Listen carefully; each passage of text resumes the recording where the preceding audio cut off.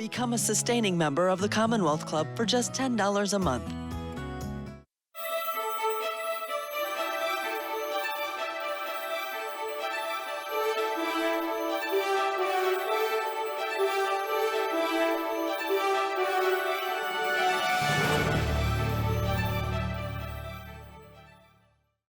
Hello, and welcome to the Commonwealth Club. My name is Ken Broad, and on behalf of Jackson Square Partners, I am pleased to introduce today's program. Jackson Square Partners is a longtime supporter of the Commonwealth Club, and we are so proud to support its civic mission of bringing people together to discuss and debate the most important ideas and issues facing our world. I am so pleased that the club is continuing its full slate of in-person programming at its absolutely beautiful headquarters building in San Francisco, while also continuing to build out its digital efforts like today's all-virtual program. To learn more about the club's upcoming programs, view past programs, and most importantly, to learn how to become a member, please visit the club's website at www.commonwealthclub.org. Today's program focuses on a new book by our featured speaker, Peter Zeihan. He is a geopolitical strategist and thought leader on global politics and global economic interdependence. His new book, The End of the World is Just the Beginning, Mapping the Collapse of Globalization, raises very difficult questions about the future of globalization and its likely unwinding. This is due in large part to inexorable demographic trends. The post-Bretton Woods honeymoon period is coming to an end. The globally integrated world as we know it is eminently fragile. The only silver lining is that the US is best positioned to weather the coming storm, while China's collapse has already begun, according to Peter. In fact, even before the recent lockdown protests in China, Peter presciently wrote that, quote, China's embracing of narcissistic nationalism risks spawning internal unrest that will consume the Communist Party. And that appears to be happening. Before turning it over to our moderator, Quentin Hardy, the editorial director of Google Cloud, a quick note to everyone watching. If you have questions for our speaker or moderator today, please put them in the YouTube chat box. All questions will be shared with Quentin during the program. Today's talk is emblematic of why I personally love the Commonwealth Club and why Jackson Square Partners is so pleased to host and promote thought leaders like Peter. This is an important enough book that all those who pre-registered will receive a copy of Peter's book. With that, I turn the program over to Quentin Hardy, editorial director of Google Cloud and a frequent moderator for the club. Quentin, over to you. Well, Ken, thank you very much for that warm and thoughtful introduction, and thanks again for your support. Hello, everyone, and good afternoon. As Ken noted, my name is Quentin Hardy, and I'm the editorial director at Google Cloud. I'm pleased to welcome you to today's Commonwealth Club program. We're here to discuss Peter Zeihan's thought-provoking new book, The End of the World is Just the Beginning, Mapping the Collapse of Globalization, which is about the future of globalization and what we might do to protect ourselves from its possible collapse. I think Peter Zeihan will tell you possible isn't really an option at this point. It's pretty much a done thing. Well, this program is obviously virtual, but the Commonwealth Club is returning more to in-person programs in its San Francisco headquarters. You can learn more about upcoming programs and special events for members at the club's website at www.commonwealthclub.org. One quick final note before we jump into the program. If you have a question, as Ken said, if you have a question for Peter and me, please put it in the YouTube chat box. Those questions will be forwarded to me during the program, and I'll try to get to them, as many of them as I can. Okay, so on to the program. Well, like Ken said, Peter Zeihan views the world for the past 70 or so years as living in a kind of extraordinary period of order, growth, and development. And today, we're on the exit ramp out of it at an increasingly fast rate. The reasons for this recession from a golden age include a failure of political leadership, demographic change, debt, resource scarcity, and of course, a changing climate. Just before we came on, he said things are happening even faster than he thought, and we'll talk about that a bit. So, good times, right? Well, he does also talk about several steps we may take to soften the blow, opportunities companies and individuals are seeing, and ways that we can adjust to a few decades of disorder before a new and very interesting new order will emerge. So let's definitely spend some time on that. Peter, welcome to the Commonwealth Club. Thanks Great for to being be here. All right, well, many periods many people turn this period of the post-war into the post-World War II into the present age, the Pax Americana, when U.S. power and values dominated, and that kind of percolated around the world, creating globalization. Do you think that was at the core of the good times, and what happened? Yes-ish. So what distinguishes Pax Americana from Pax Britannia and what came before is, unlike all of the Paxes of the past, the American period was not an empire. When you're an empire, you use your military force to force your way upon the world and extract economic concessions. You establish customs units, you skim off the top. The United States didn't do it that way because the United States wasn't interested in the economic side of dominating the world. We saw it as a security problem. At the end of World War II, we found ourselves facing down the Red Army a continent away, and we knew in order to contain it and beat it back that we needed to have a deep roster of allies who were willing to be cannon fodder in the case that there was a new war. And so we bribed them.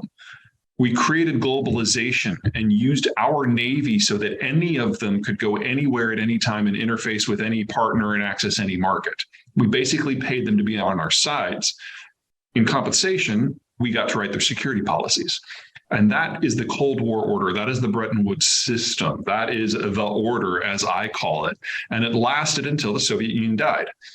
But then in 92, we voted down the guy who wanted to reform it. And we had a succession of ever more populist and isolationist leaders, culminating with Joe Biden. And now we have the most economically populist foreign policy that we have seen in this country in well over a century. And the Americans just are not holding up the ceiling any longer. So you're saying this decline, this change of order could have been avoided? It's possible. We had a moment back with George Herbert Walker Bush. You remember 1,000 Points of Light in the New World Order, that conversation, where he tried to get us to have a national conversation about what we wanted out of the world now that the Cold War was over. What did we want to leave for our children? And we voted him out of office for trying to have that conversation. Right. So all orders change, all things pass. Were we doomed to fail here? Because you do talk about the demographic and resource changes that the world has undergone during the this period of American order. Yeah, without a serious overhaul, it was always going to fail, because when this was established in the 1940s, the United States was a larger economy than everyone else in the world put together by all meaningful measures. But right. Year by year by year, as the United States basically encouraged everyone else to grow, we used our military capacity and our access to our market to underwrite the entire alliance. You do that for 75 years, and collectively the rest of the world got powerful and more powerful and more powerful economically, to the point that the United States, even if it wanted to continue de facto subsidizing everything, couldn't. There's a military aspect. Post-Soviet period, we changed the way our Navy works. We concentrated all of our power in the super carriers. We don't have a lot of destroyers anymore. We couldn't patrol the global oceans now, even if we wanted to. And part of it is demographic. After 75 years of industrialization and urbanization, the very population structure of the world changed. And in most of the world now, especially in the advanced world, there are more people in their 60s than their 50s than their 40s than their 30s than their 20s than their teens. And we now have such a top-heavy demographic that's full of people who produce, who are now on the verge of retirement, that there aren't enough people to sell to. The US market is really the only one of size that still has a lot of young people. All those millennials that we keep maligning, they've got something going for them that their cohorts around the world don't. They exist. And there's no longer sufficient consumption on a global basis to support the productive capacity that's out there. So approach this strategically and militarily, or approach it demographically and economically. It doesn't have much time left. Right. So to restate that just a little bit, at the end of World War II, the most destructive war in human history, 50 million people died. The US was kind of the last man standing. And we filled that out by mirroring, in many countries, democratic capitalism, and elsewhere suppressing challenges to a democratic capitalist order. Democratic capitalism, more than most, is based on consumer-led growth. As the population ages, it consumes less. we did not. I see a paradox here in a sense. If we kept having children and kept growing the population, you get resource exhaustion. If we didn't have children, which we kind of didn't, we haven't kept up with a new young cohort to become consumers and fill out the tax base, we're also kind of doomed. Were the paradoxes always going to trip us up, or is there something else we might have done? There are a lot of countries out there that have followed different demographic patterns. I mean, everybody has started living longer and everyone has had a lower birth rate, but there's a lot of variation within the themes.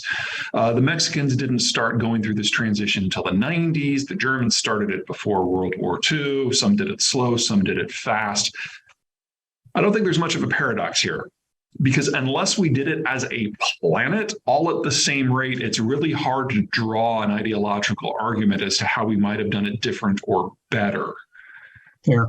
The problem is that once the birth rate started to drop, with like half a dozen exceptions globally, none of them ever picked up. You urbanize, you have fewer kids. There are very few exceptions to that trend. The prominent one is in the United States, where we had the suburbs. Suburbs in the United States mean something different than suburbs in most other countries. In most other countries, the suburbs are slums. Here, single-family homes rule. And as if you have a yard, you can have more kids. So there's a cultural and a geographic element here that I think a lot of the ideologies that debate the consumption issue miss. And that's one of the reasons why the United States is actually reasonably well positioned here. I mean, like I said, the millennials exist. There isn't the equivalent of the millennials in Britain or in Germany or in Italy or Korea or Japan or China. And for the next 40 years, that is going to make all the difference. So in that sense, for Americans, who are probably most of the people watching this right now, you never had it so good is going to move to you never had it so good compared to everybody else.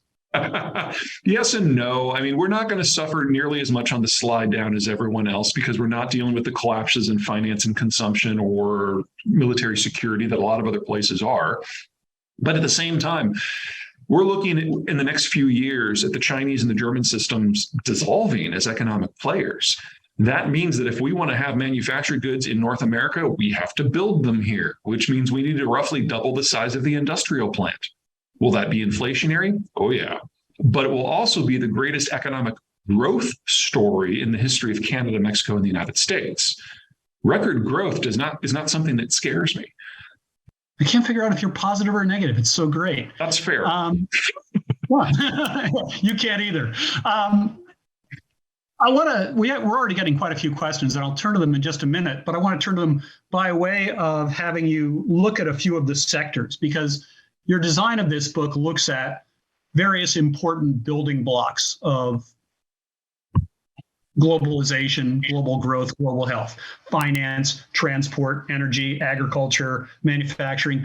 I don't want to go too far into the weeds. People can read the book for themselves, but what are some of the most important of those aspects, and which ones will have the greatest shocks to the system, you think? Well, agriculture, manufacturing, those are ones that I think most people understand the concept that you can only do something good, certain things in certain places, that there's concentrations of activity. So if you change the balance of the game, where you do that moves around. So for example, in the agricultural sector, a lot of the fertilizer production comes from the former Soviet world. That's in the process of falling offline. So if you have a soil type like in Brazil that just requires more fertilizer in order to grow anything, you're in trouble. I think that plays to people's mental bandwidth. I think the more important issues are the things that kind of operate under the hood that we don't necessarily think of every day because we assume that there's no problem. Transport's a great example. The concept of being able to move anything at scale anywhere in the world at a very low cost, reliably, with no security cost whatsoever, historically speaking, that is a laughable concept, but it's indelibly woven into how we think of the world today. You don't have to go back. Sorry? It's our connective tissue. Exactly. I mean, you only have to go back a century and a half to get to a period when it was cheaper to move things from London to Massachusetts as opposed to moving them from Massachusetts to New York on a road. And we're moving into a world where international transport is not going to be safe. And in that sort of a world, everything about our current manufacturing, energy, agriculture, everything else breaks down. And transport becomes a local and a regional concern instead of a national one. And that forces a complete reimagining of how the world works. Same thing in finance. Just to touch on that, because earlier you talked about the retooling of the American Navy towards supercarriers and away from destroyers, and this change in guarantees of naval safety, which you just came to again. Do you see rampant high seas piracy ahead for the world? Privacy, state piracy, and pirating, and piracy, state piracy, and privateering. All three of them I see coming back in a very big way. Aside from the Horn of Africa, is this going on right now? I mean, we hear about Somali pirates and that kind of thing, but it seems At the moment, we're seeing piracy in places that are kind of in the no man's land between the major economic zones. So if you think today of the major zones as the Brazilian coast, the American coasts, the European system, the Chinese system, the Indian system, and the Persian Gulf system, those areas have negligible piracy at all. And we have very few zones that are in between where the rule of law on the sea exists, or where it doesn't exist. And that's where we see piracy. What I'm saying is that when you break down some of these bigger blocks and they can no longer function, and the writ of the state is no longer able to provide regional security, then we have more of those zones. And the more of them that we have, the more countries will have a vested interest in disrupting trade for their own reasons. I would argue that the country to watch the most robustly as the United States kind of backs away from things is India, because they're the first major country out of the Persian Gulf, and there is no way in hell they will let themselves have an energy crisis if they can avoid it. That comes at a cost. That's interesting. Let's move to a lot of these questions, or take a break for a few anyway. The first one is about energy, specifically oil. It says, earlier, Peter predicted Russian oil exports would be nil by now due to a loss of Western parts and technology, an inability to export what it pumps fast enough to maintain pipe flow. Yet oil flows on. How is that possible? So the specifics of the forecast is that we were going to have a disruption either due to war or to the sanctions that were going to force the Russians to basically export less. And as pressure builds up in the pipe back to the permafrost, that the wells themselves would freeze shut because the water that comes as a byproduct would freeze within the pipes and bust them from the inside. The reason that hasn't happened is that original pulse that slowed the exports was not sufficient in size. The Russians were able to shut in wells in non-permafrost zones, specifically Tatarstan and Bashkiristan. And so they only shut in about 1 million barrels a day for about 6 to 8 weeks, and then were able to kick that back up again. I would argue that this is still going to happen. It's just going to take a little bit longer. The specific issue to watch for is on January 1, the sanctions regime on maritime insurance expands from any Russian flagged vessel to any vessel carrying any Russian cargo. That combined with the oil price cap that the Europeans are about to adopt is probably going to lock in at least 2 or 3 million barrels a day, and that's more than enough to cause that pump freeze. And once that happens, that stuff is offline for decades. Okay. Next question. Do you think Iran is going to escalate the drone attacks on the Persian Gulf? And if so, how soon? This actually opens up a whole area because... Oh, yeah. It's like there's a whole horn sense there. Well, warfare, robotics.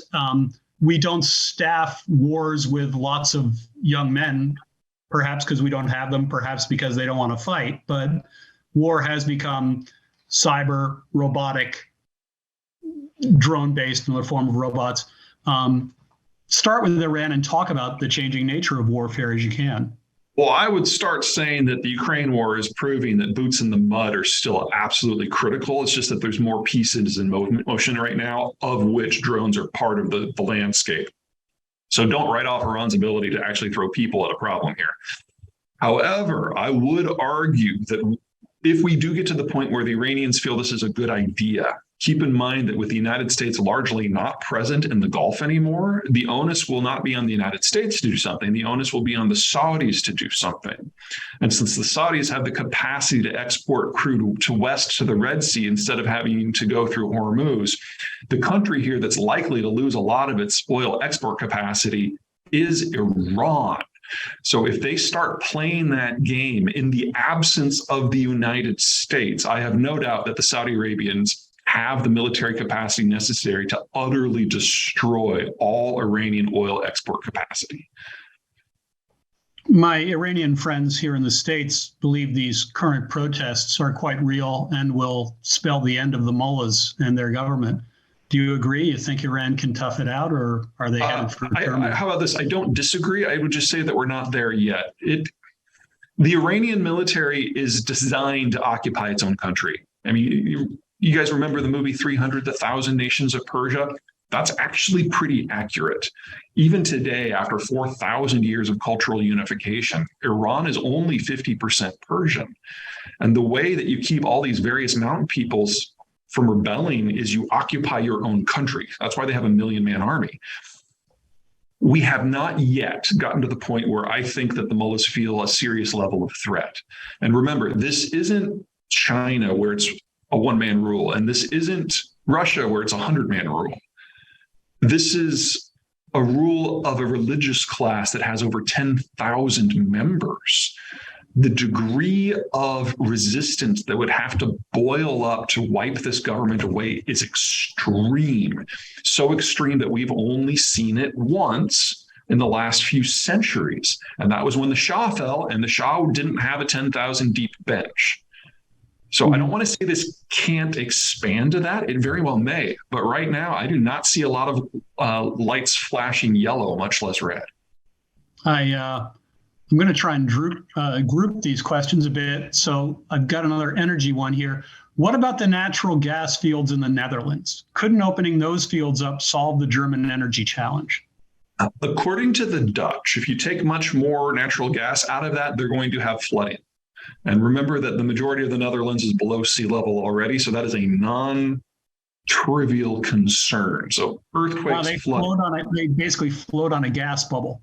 Right. So they're very nervous for a number of reasons about playing that card. Now, the North Sea overall is a better play, and the Norwegians are doing everything they can to increase output as much as they can. But even if you open the Dutch fields all the way, you're probably only going to solve about 5 to 10% of the problem. I mean, every little bit helps, but that's marginal. And let me make a case here. Are renewables, alternative energy sources, wind, and nuclear and solar interesting as part of the overall energy picture in a way they weren't before? There's a loaded question. I'm a big fan of solar and wind in places that are sunny and windy. There are not a lot of those in Europe. Okay, that's done then. They're going to need oil. It's not just oil, because oil, people forget that oil and natural gas are the internationally traded fossil fuels. Yes. The ones that are relatively low carbon. What we're seeing Europe doing is going en masse back to wood and coal. In fact, about 70% of the electricity that was generated in Germany this last month was coal and lignite. And we think of wood as a supplement, but it is as carbon intensive as lignite if you're burning it for either power or heat. And we are seeing the Europeans go to that at a pace that we have not seen since the dawn of the early industrial age, when people were making charcoal en masse. Boy, we're really in the teeth of a Hobson's choice here between carbon emissions, global warming, and staying warm in the winter, aren't we? Yeah, and we can't have them all. One of the biggest concerns, whether it's environmentally or economically, that I have at the moment, and I don't see a way that this gets fixed, is the Germans have become so addicted to inexpensive, reliable natural gas supplies out of Europe or out of Russia that they base their entire economic system on it. So the natural gas doesn't just provide them with power. It's the base material for the entire petrochemical sector. And then that petrochem stuff is, for the most part, net exported. It's the base of their entire manufacturing model. Well, without the natural gas, and it's not coming back, the infrastructure's been destroyed, and some of the backup stuff all go through the conflict zone. So, it's not coming back at all. And even if they bring it in an LNG form, it'll be 6 times the cost of the old stuff.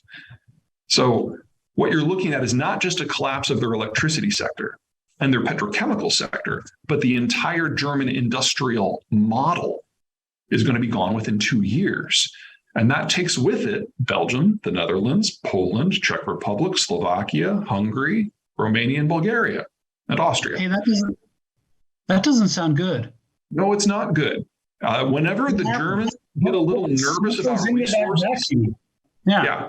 Now, whenever the Germans get nervous about economics and energy, shit gets real in Europe really fast. I'm not saying they're going to march on Moscow, but for Germany to survive as a modern economy, it will have to have a radical political shift. That rarely goes well.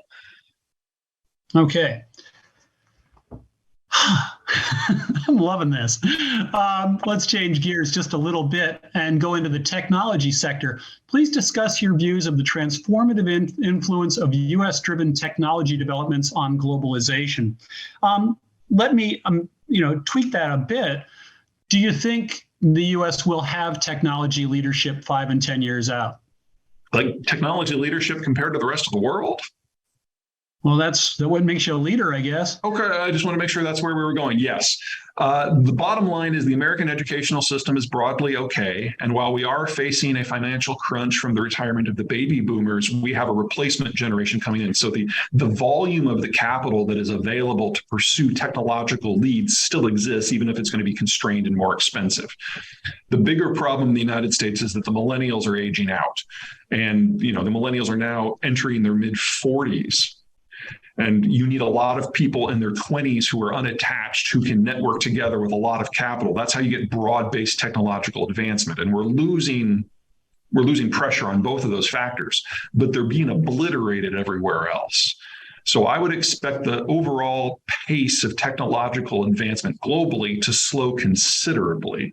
And the technologies that we do pursue are going to be ones that are pretty close to being operationalized and prototyped already. We're just not going to have the capacity to go for the broad base anymore. And we're already seeing that in Silicon Valley with the liquidation of a lot of the staffs at most of these big tech companies. But compared to everyone else, we're still by far the tallest of the midgets, if you will. And the millennial class in the United States is larger than the millennial class in the rest of the free world combined. And even though the boomers are retiring, we have the least distorted demographic structure of all of the free world. And so we will still have more capital available. So a slower pace, fewer breakthroughs, less broad-based progress, but it's all going to be concentrated here. Now, we have seen somewhat in the past administration and even more in this one, an effort to bring the semiconductor manufacturing back. Do you think that is significant? Do you think that is a harbinger of technology manufacturing and manufacturing in general coming back into the United States? It is significant. I don't see it as a harbinger because it's actually a unique case, which makes it worse than normal manufacturing. So let me kind of rattle through this. Not all semiconductors are created equal. The semiconductor you put in your smart light bulb is not the same thing that is in your cell phone. Cell phones, satellites, large-scale power management systems, servers, computers, those are the high end. And we do that better than anyone else. By value, we produce more semiconductors than everyone else in the world put together. And the competitors in that space are Japan, South Korea, and Taiwan. So when you see the Biden administration with things like the CHIPS Act, encouraging fab facilities to pop up in the United States, we are competing with our partners.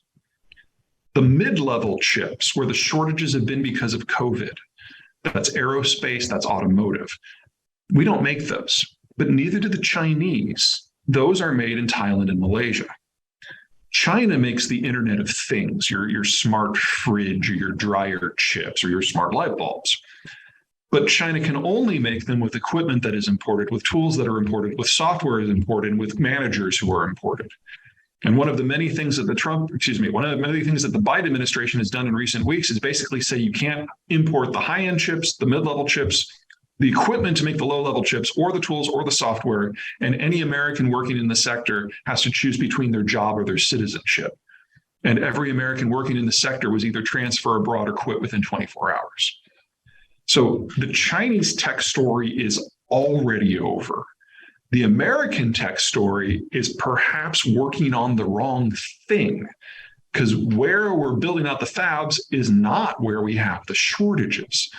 What we really need is an expansion of English technical capacity in a place like Mexico in order to build more of the low to mid quality fabs. And that in the best case scenario is still several years away. You know, necessity forces changes in behavior. And I want to throw out two. We have a question from the audience. Don't you think at some point this gas crisis based in Germany, but spreading across Europe, will force Europe to exploit shale gas rather than having an economic meltdown?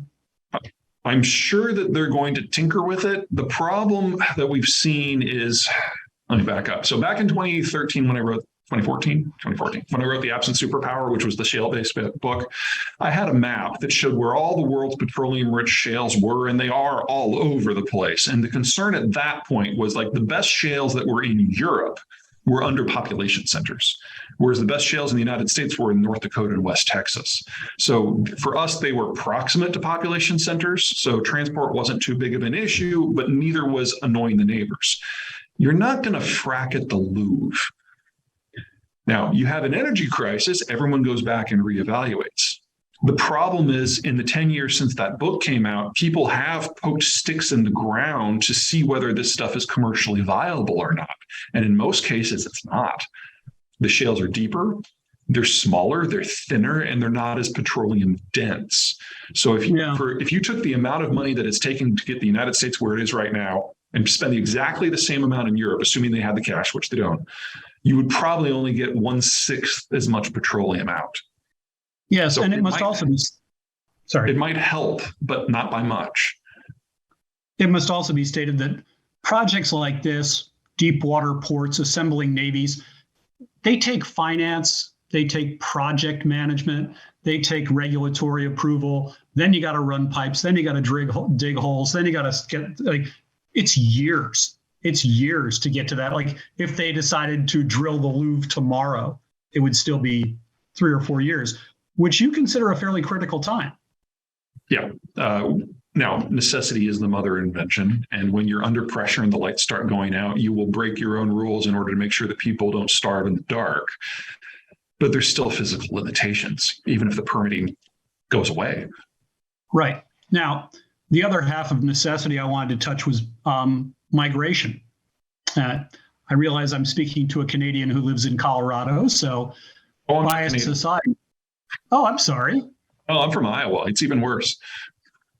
Okay, you're still a foreigner. No, you're heartland. I'm sorry, that was my mistake. Do you feel migration will solve some of America's problems by bringing in a younger population? And by that, on a similar note, do you feel Europe is about to face a wave of migration for poorer countries suffering from climate disruption? Yes and no.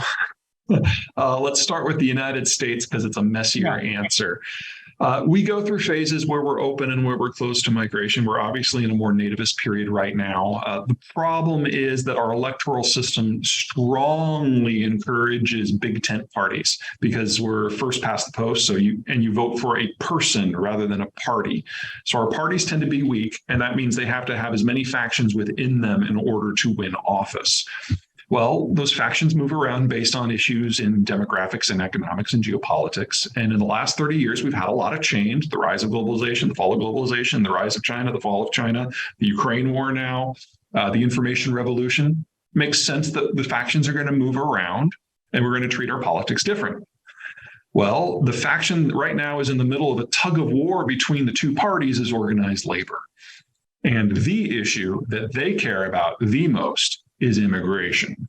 So no one at the national level for either party is going to breathe a word about immigration reform until such time as we know where organized labor lands. So we've got this wonderful opportunity right now to open the doors and bring in just scads of skilled labor from the world over. And we are incapable of doing that right now. And I would guess that we won't be capable of having that conversation at a national level until 2028. And unfortunately, that's when a lot of this damage will already be felt by. In the past, Our immigration policy was to pretend that we didn't have an immigration policy, but have a de facto open border to welcome in Mexicans. But Mexico started industrializing very seriously 30 years ago with the NAFTA Accords. And the birth rate halved as everybody moved into the towns to take the industrial jobs. So there's no longer a volume of Mexicans to come north. And then CAFTA was adopted 5 years later. So the Central American wave we're currently experiencing only has a few more years to run before that is gone too. And then everyone else that might come to the United States can't walk. They have to be on a ship or fly, which means they have to come from the Eastern Hemisphere. And that has to be a stated, firm national policy, and that requires Congress. Fascinating. And climate migration, do you think that will be a thing? That's a more difficult one. I think it's far more likely to be agriculture migration. We're moving into a world where transport is going to be more difficult, and the inputs that allow for modern agriculture to happen on a global basis are going to be constrained. We're going to see that next year. We're very close to that. And at that point, people are going to move because there simply isn't going to be enough food. Now, in the Western Hemisphere, I don't think this is going to be a really big issue, because let's say it completely destroys Brazil as an agricultural producer. I don't think it's going to be that bad, but Brazil's still going to be able to feed itself. We won't have outmigration from Brazil. Most of Brazil's agricultural sales go to the Eastern Hemisphere. So this is an Eastern Hemispheric problem. And if you are in China or Southeast Asia, there are too big of mountains and too big of deserts and too big of jungles between you and anywhere you might walk. So you can remove East Asia from that math as well. What we're really talking about here is Central Asia and Africa. And all of those people would go to the Russian space and to the European space. And say what you will about the Europeans, they have been very creative with finding ways to stop those movements. So do I think it's going to be an ongoing issue? Yes, but I don't think it's going to define the politics of these countries. Okay. Let's turn to China, which could easily fill an hour on its own. Sure. You see it already in crisis, already on the decline, already bordering on a kind of catastrophe. Is that a safe assumption? Safe. Okay. Go through that. Why do you think Sure. that?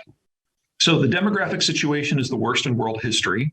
And the Chinese are in the process of updating their data. And they're now admitting, like since the book came out, they're admitting that they overcounted their population by in excess of 100 million people, all of whom would have been born since the one-child policy was adopted 40 years ago. Yeah, so we're already looking at a demographic structure that's not even in decline. It's in full collapse, and there will not be enough people aged 40 and under in China by 2030 to maintain any version of any economic system that we have yet to dream up in our heads. We don't even have a theory for what this might look like. Closer to home, we expect the energy flows from the Russian space to be disrupted. The Chinese are the ones at the end of that chain. So they're probably going to have to suck up the entirety of the shortage. That is more than enough to trigger something far worse than the 1970s oil crises, but specifically for China. Third, Xi has become the strongest cult of personality in human history. And he's consolidated more power to himself than any human in history, including Caligula. It's impossible now for him to get information because people won't bring it to him because they're scared of what he'll do because they don't know whether or not it's going to make him happy or sad. So he's completely isolated. And so all he's doing basically is drinking Kool-Aid. He's drinking the Russian Kool-Aid and believing them on energy policy. He's drinking Chinese policy and he's believing that China's propaganda on tech policy. And on COVID, we're seeing the whole thing starting to fall apart. What people forget about managing a system is it requires a lot of fingers and eyes. And the strength of the American system is its noise. We have a federal government, state governments, local governments, a business community, a civic community, an academic community. They all have their own sources of power, and they all have their own sources of legitimacy. And the glory and the horror of the American system is how they rub against each other and clash. That noise that oftentimes Americans think of as a negative is actually a huge positive, because it means if one of them completely collapses, the others don't. And we still have a governing system that keeps the system moving forward. Well, China has one person. It's not even the CCP anymore. They've become a cult of personality. It's one guy. The policies stop with him. And even if he was the smartest human in history and he was not willing to shoot the messenger regularly, which he is, there is just too much going on for one guy to manage, especially in a country with over 1 billion people. And so with this COVID thing now, we were seeing protests, large protests involving thousands of people in every major city. They conflate accurately opposition to the COVID policies with Xi. And so we're seeing the Winnie the Pooh with the blank piece of paper protests. That's a real problem because every protest is automatically about Xi personally. And this is going to go one of two ways. Option A, the protests continue, they spin out of control because they're protesting now literally everything. And that is national dissolution. Option B, Xi reasserts control and we get a lockdown that looks a lot more like Tiananmen than what we've seen so far, at the same time that we've now had hundreds of super spreader events in the last 8 days. And the lockdowns they're going to have to do for COVID are going to look like what happened in Shanghai a couple months, but almost everywhere. Whole lot of under-vaccinated old people. It probably won't go very well. Well, remember that the Chinese vaccines don't work at all against Omicron. So it's not just the old people that are in danger here. Right. But they will suffer the greatest mortality if the rest of the world is any guide. Yes. And that will be visible. What does that mean for American companies that are counting on China for manufacturing or as a market? It means they've waited too long. We've seen a significant exodus out of the Chinese system since the last year of the Obama administration. It's accelerated every year for different reasons. But not everybody has started that process. Apple's by far the one that has been the slowest and is dragging its feet and has taken every example of trade disputes or genocides and just ignored them and doubled down. And now they're screwed. You say we missed an opportunity to avoid this 10 years ago. You do lay this on the Obama and Trump administrations pretty heavily. What might they have done? And why is it too late to do it now? Which of this are you specifically referring to? Generalized systemic collapse. Let's start there. Okay. I would argue you can even go back a little bit further. Herbert Walker Bush was the last president that tried to get Americans to have a conversation about the shape of the world we wanted to see in the post-Cold War environment, and we punished him for it. Clinton had his pros and his negatives. So did W. Bush, but both of them were governors and they actually governed. We may disagree with their ideology and some of their choices, but they both actually attempted to be president. Obama did not. Obama, he was kind of a one-man show. His first meeting with the Joint Chiefs, he told them bluntly that I'm smarter than all of you and I can do all of your jobs better than you. And let's assume for the moment that that was true. He couldn't do all of their jobs in his own. And so he ended up doing no one's. Why would you want to tell that to people anyway? Sorry? Why would you want to tell that to people anyway? Yeah, this is a guy who had never managed anything in his life. He had managed a 12-man campaign office as he was going for junior senator. That was his first grown-up job, period. And then he became president. He had no idea how to manage an organization with over 3 million people, and it showed. And so he basically locked himself in the Oval Office for 8 years. In 8 years, we got one law, Obamacare, and the White House didn't write it. He had Congress do it, which is part of why it's such a mess. Then we got Trump. I think people are a little bit more familiar with what happened during the Trump administration. Not exactly what I would call outcome-based policy. And say what you will about Biden. Word. I'm sorry? I said chaotic is an appropriate word, perhaps. I think that's fair. Say what you will about Biden. You can disagree with everything that he does. Dude's trying. And we haven't had that for the previous 12 years. So while there's a lot of things about Biden I'm not thrilled with, I would say that the jury's still out on whether he's going to be a decent president. I would say right now, however, he is a president, which is something we didn't have for 12 years. Yeah. Earlier today, Newt Gingrich, who's no fan, said, you got to admit the guy has a lot of wins. He does. Yeah. Okay. Let's take this to a somewhat personal dimension. Before we came on, you told me that so far this year you've had, tell the audience, how many meetings, how many talks? I gave my 175th presentation this morning.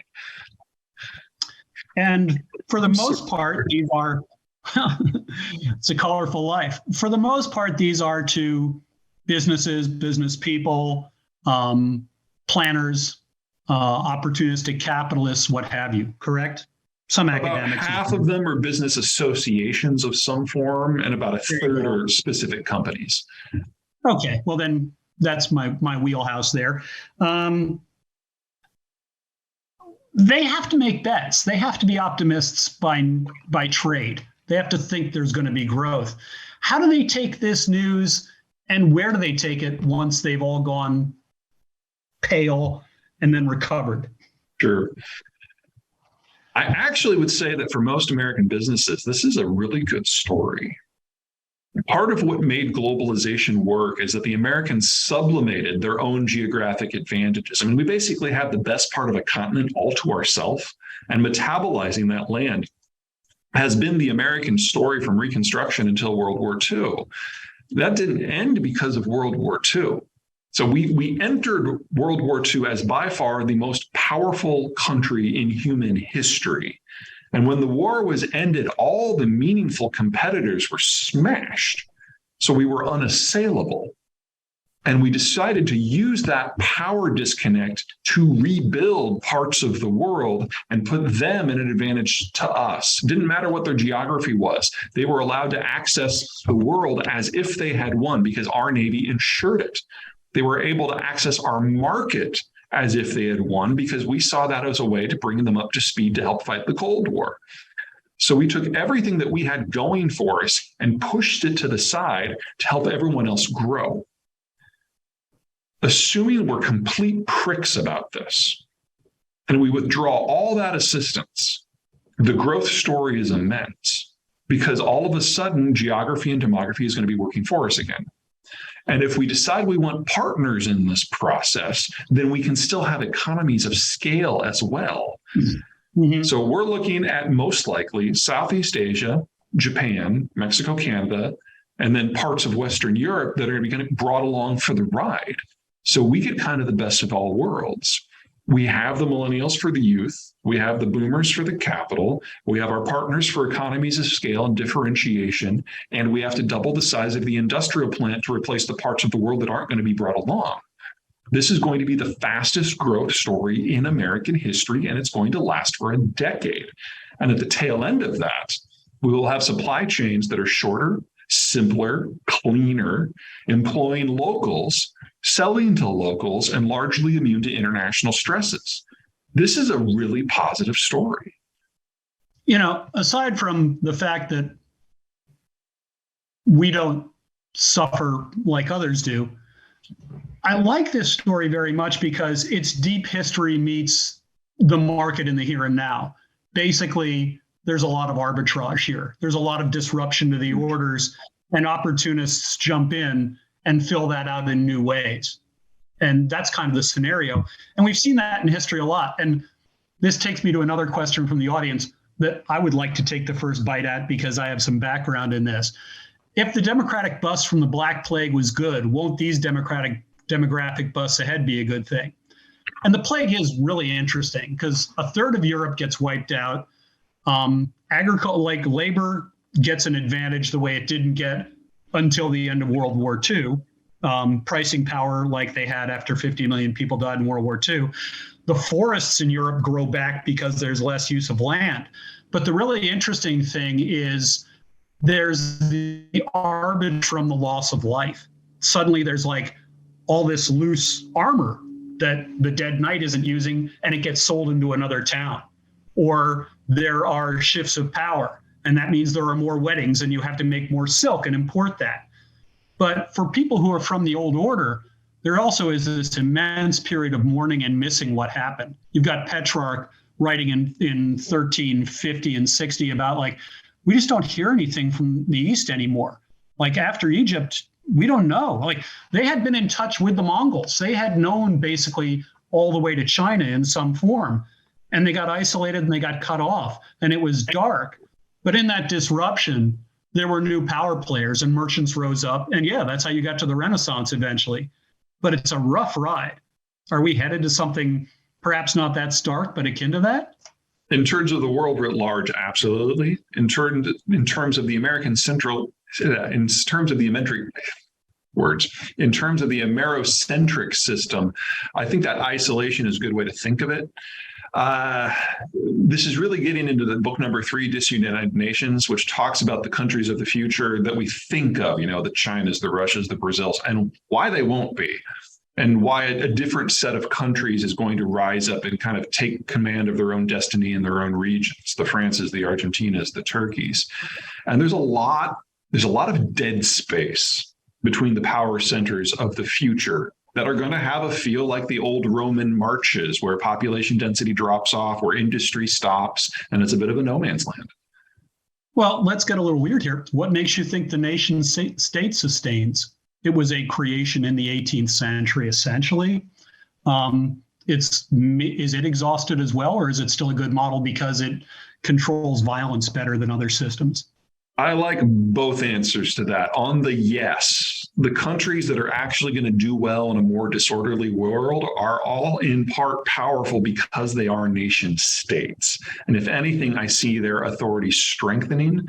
And of the major ones, the only one that kind of has a heterogeneous makeup is the United States. And I don't think that's going to change. So our view of the nation state in the United States, I think, is solid. And for the Frances and the Turkeys and the Argentinas of the world, I think their nation state identity is also very solid. But the places that are going to break down, I totally agree. Because for demographic reasons, we're actually seeing the disintegration of a lot of ethnicities in real time. And if you break that, then you can't have the nation state without the nation. And that is going to force new economic models. Now, we don't get that in 10 years. We probably don't get that in 30 years, but we are definitely seeing the stage set for whatever is next. Yes. Question from the audience. With that in mind, is there anyone you think will challenge the U.S. in the next 50 years? And the answer, there's always a challenge for dominant power. What might it look like? Sure, I would have said Japan because it was the only power that is both naval and has a zone of interest that overlap and potentially clash with the United States. But when Shinzo Abe, 80 years old. Yeah, fair enough. But giant fighting robots. This is Japan. Okay. But Shinzo Abe realized, like his predecessors, that from a demographic and an economic point of view, if the Japanese people were going to have economic growth and security, it had to be hand in glove with the United States. So he came to the United States, he cut a humiliating trade deal with Donald Trump, and then his successor told Biden that the trade deal stands, we don't want to renegotiate it. So Japan is the only country who has seen this coming and who has anticipated what needed to be done. And they found a way to make friends on both sides of the American political aisle. So Japan has chosen to not be a challenger, but to work alongside the United States. That is the only significant power that I see for the next 30 years that could theoretically challenge the United States, and they're now part of the family. Okay. Let's move to the current events part of the program. Specifically, to start with, inflation, debt, interest rates going up. How does this is a question from the audience, how does international capital availability, controls, inflows, outflows impact your predictions for the building of a new U.S. industrial base? Sure. So let me hit this from two angles. First of all, with the baby boomers retiring, we know that the volume of domestically available capital is going to crater. It's going to drop by at least half.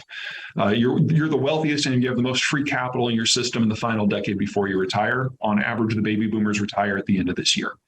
So we're there. There's nothing we can do about that.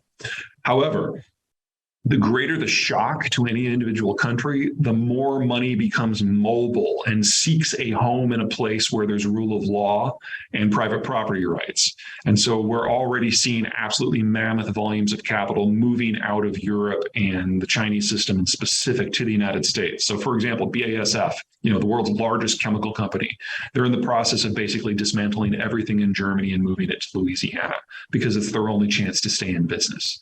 They hope that will allow them to export enough petrochem back to Germany to keep Germany alive, but that would require an industrial build out faster than what the Nazis did during World War II.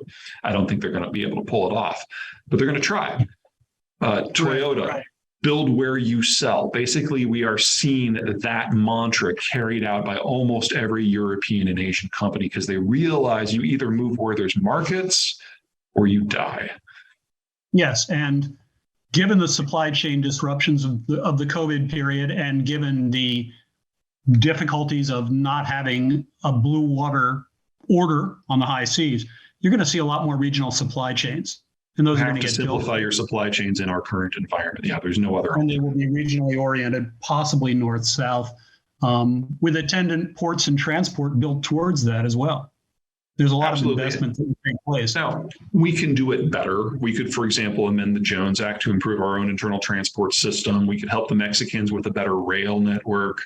There are things that we can do to speed this up and integrate new players. But overall, we are looking at Europe is breaking down basically in terms of a major manufacturing power. And China, honestly, it's become a bit of a race. Yeah. I mean, that's the problem with the future in a sense. It's going to show up consisting mostly out of the past, and you can't really drag it too fast unless there's a crisis. Oh, we're going to have a lot of those. I'm getting that idea from you. You know that? Further in current events, well, let's go to the debt for just a moment, because there has been an enormous amount of debt taken on during these years of free money on an almost global basis. That's a rather substantial Holstein we have to move through the Python, isn't it? How do we get rid of all this overhang? Well, let me give you two examples, one good, one bad. First, the bad. The baby boomers are not a purely American phenomenon. They exist in most of the advanced world for similar reasons. After World War II, soldiers came home, got on with the business of their lives, had a lot of kids, though there are German boomers and Korean boomers and so on. Where was I going with this? The debt overhang. Debt The overhang. boomers. Yeah, okay. So we've always known that as the boomers retire globally, that they're taking their capital with them. At the same time, they're going to demand more capital from the system for healthcare and pensions. So this is a global tsunami, and it is going to be crushing. Now, in the United States, we've got the millennials to help pay for things. We have a replacement generation. So in relative terms, we know that the carry here is about a third less than what it is everywhere else. Second problem, or second good news, is that for the United States, the debt doesn't matter nearly as much.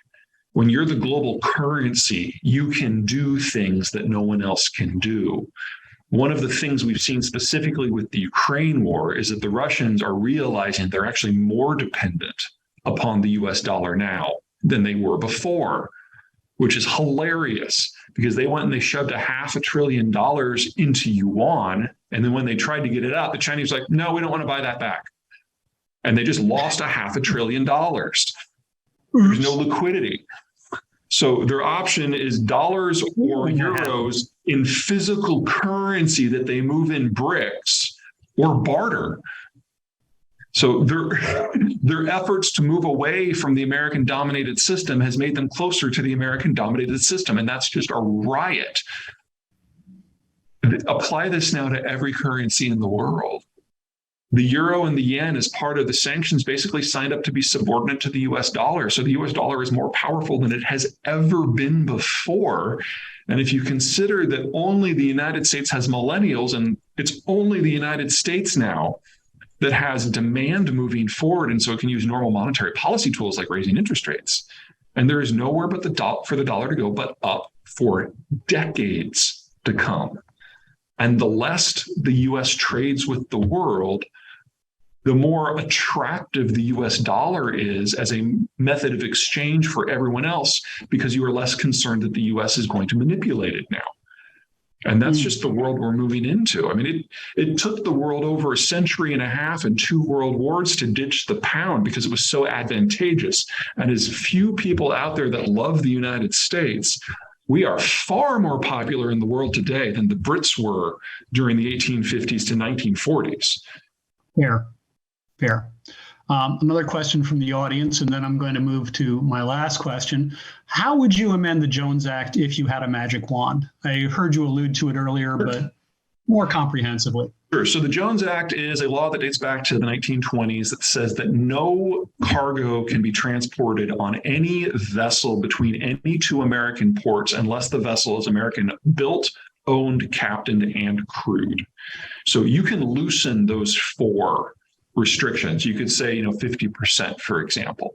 If you do something like that, you start getting a lot of foreign money, most notably Japanese money, into the American transport network. And for the cost of about $300 billion, which is 1 year of spending on our interstate highway system, you could basically replace every piece of physical infrastructure on the entire waterway network. And if we only tripled the flow of goods on the waterways, we would probably drop internal transport costs by half in the United States, and the waterway could probably support a 20-fold increase in traffic flows. So there's a lot of room here for improvement.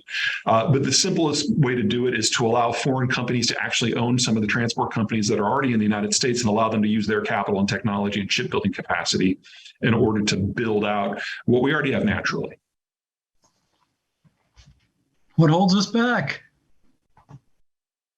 Remember that political question that the Right, organized labor union? there we are again. Okay. Exactly. They're all union jobs right now.